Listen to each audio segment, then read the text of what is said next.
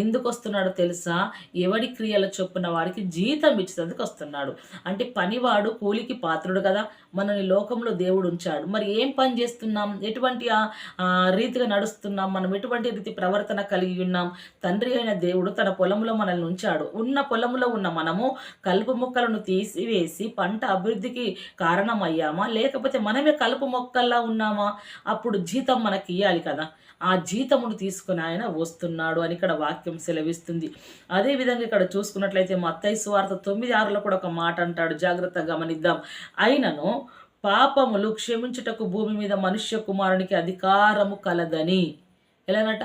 పాపాలు క్షమించుటకు భూమి మీద ఎవరికి ఉన్నది అధికారము?